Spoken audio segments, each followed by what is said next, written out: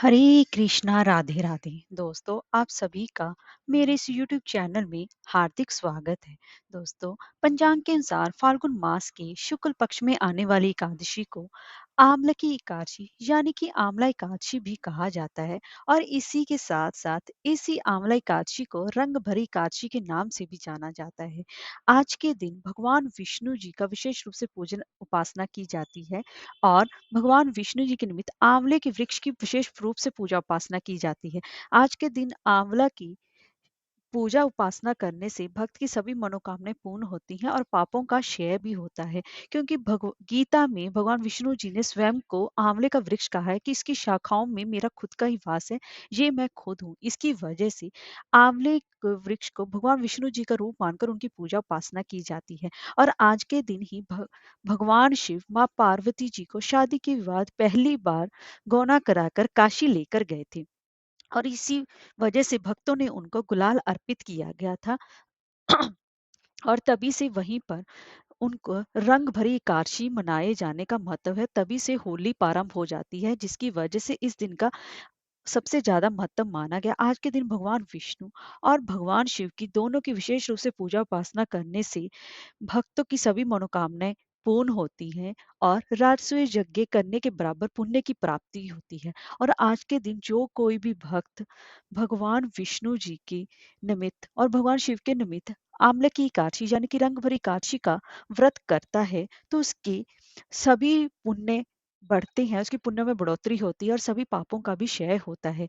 और अगर आपने विधि विधान से भगवान विष्णु और भगवान शिव की पूजा उपासना की है, तो आंवला की एकादशी यानी कि रंग भरी एकादशी व्रत का पारण भी आपको सही मुहूर्त में सही समय पर अवश्य ही करना चाहिए, तभी आपको व्रत के पुण्य की प्राप्ति होती है। तो दोस्तों, आज के हम इस वीडियो में जानेंगे कि साल 2024 में आंवला की एकादशी व्रत की तिथि यानी कि रंग भरी एकादशी व्रत की तिथि क्या रहे, पूजा का शुभ मुहूर्त क्या रहेगा, व्रत का पारण कब, कितने बजे और कैसे, और क्या खाकर खोलना चाहिए। तो चलिए वीडियो शुरू करते हैं। दोस्तों, अगर आपको हमारी वीडियो अच्छी लगी हो तो लाइक शेयर और सब्सक्राइब करना ना भूलें और कमेंट बॉक्स में हरि ओम अवश्य लिखें। तो चलिए वीडियो शुरू करते हैं। आइए दोस्तों, पहले जान लेते हैं कि फाल्गुन मास के एकादशी तिथि जो प्रारंभ हो रही है, वह 19 मार्च की रात्रि 20 मार्च की सुबह 12:21 पर प्रारंभ हो रही है। और एकादशी तिथि का समापन 20 मार्च की रात्रि 21 मार्च की सुबह 2:22 पर समाप्त हो रही है। तो ऐसे में उदय तिथि के हिसाब से 20 मार्च 2024 बुधवार के दिन आंवला की एकादशी यानी कि रंग भरी एकादशी का व्रत रखा जाएगा। और सभी जगह बांके बिहारी मंदिर में, वृंदावन में, राधा वल्लभ मंदिर में सभी जगह 20 मार्च को ही व्रत किया जाएगा। आइए दोस्तों, अब जान लेते हैं पूजा का शुभ मुहूर्त क्या रहेगा। सुबह की पूजा का शुभ मुहूर्त रहेगा 4:50 से लेकर प्रातः 5:37 तक रहेगा। एकादशी व्रत का जो पारण होता है यानी कि एकादशी व्रत जो खोलना होता है, वह द्वादशी तिथि के ही रहते रहते करना होता है, तभी उसका विशेष महत्व माना जाता है। क्योंकि एकादशी के व्रत में पारण को सबसे ज्यादा महत्व दिया गया है। अगर पारण सही समय पर ना किया जाए तो व्रत के फल की पुण्य प्राप्ति नहीं हो पाती। तो दोस्तों, अब जान लेते हैं कि 20 मार्च को ये व्रत रखा जाएगा और 21 मार्च को यानी कि गुरुवार के दिन व्रत का पारण किया जाएगा, यानी कि व्रत खोला जाएगा। तो सुबह व्रत खोलने का समय रहेगा 8:05 से लेकर सुबह के 9:45 के दौरान आप अपने व्रत का पारण कर सकते हैं। क्योंकि इससे पहले हरिवासर होगा। और हरिवासर क्या है? एकादशी के व्रत के बाद जो द्वादशी तिथि की पहली एक चौथाई अवधि होती है, उसे हरिवासर कहते हैं। उसमें व्रत को खोला नहीं जाता है, क्योंकि उसमें अगर हम व्रत खोलते हैं तो हमें व्रत की पूर्ण फल की प्राप्ति नहीं हो पाती है। इसीलिए हमेशा ही हरिवासर का त्याग किया जाता है।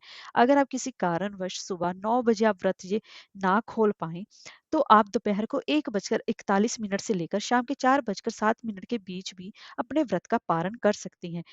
आपको अपने पारण का सही इसी समय में आपको अपने व्रत का पारण कर लेना है, तभी आपके व्रत के पूर्ण फल की प्राप्ति होगी।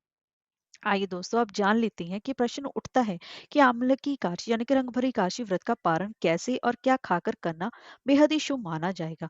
देखिए, एकादशी व्रत का पारण हमेशा ही द्वादशी तिथि के रहते रहते कर लेना चाहिए। ये आपको मैं पहले बता चुकी हूँ। लेकिन एक बात याद रखें कि जब हम एकादशी व्रत का पारण करेंगे, यानी एकादशी व्रत के पारण के अगले दिन सुबह आपको ब्रह्म मुहूर्त में जल्दी उठना है। आपको फिर स्नान करके भगवान विष्णु जी की पूजा उपासना करनी है, या फिर उनके लड्डू गोपाल स्वरूप जी की पूजा उपासना करनी है। क्योंकि जो व्रत का पारण है वह द्वादशी तिथि को सूर्य उदय के बाद ही किया जाता है। इस बात का विशेष रूप से ध्यान रखें। सूर्य उदय से पहले व्रत का पारण नहीं किया जाता। व्रत के पारण वाले दिन हमें ये सभी काम करके भगवान विष्णु जी की लड्डू गोपाल जी की पूजा उपासना करके सूर्य नारायण को भी जल अवश्य ही अर्पण करना है।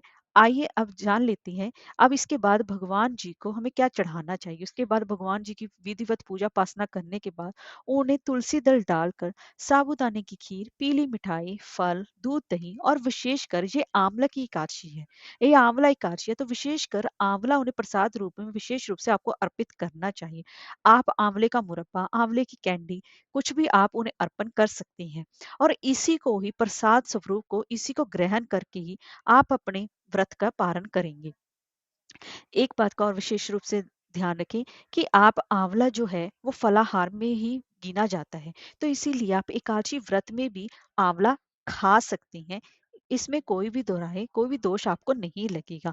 आंवला एकादशी का व्रत का पारण आप जो द्वादशी तिथि को करेंगे तो आंवले का सेवन करके आप अवश्य कर सकते हैं। आप चावल खाकर भी द्वादशी तिथि को चावल खाकर भी अपने व्रत का पारण कर सकते हैं। इसमें आपको कोई भी दोष नहीं लगेगा, और क्योंकि आंवला को भगवान श्री हरि का प्रिय फल माना गया है, इसीलिए आज आंवले के सेवन करने से अक्षय पुण्य की प्राप्ति होती है। इसीलिए आप भगवान विष्णु जी को चढ़ाए हुए आंवले को ही प्रसाद स्वरूप का ग्रहण करके ही आप इसको अपने व्रत का पारण करेंगे।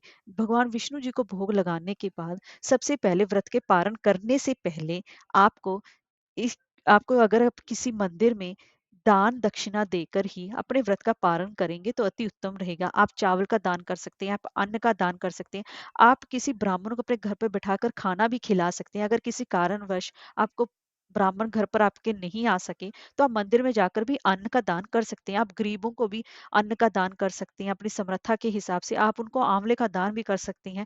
उसके बाद ही अपने व्रत का पारण करेंगे तो ज़्यादा उत्तम रहेगा। तभी आपके पुण्य फल की प्राप्ति हो सकेगी।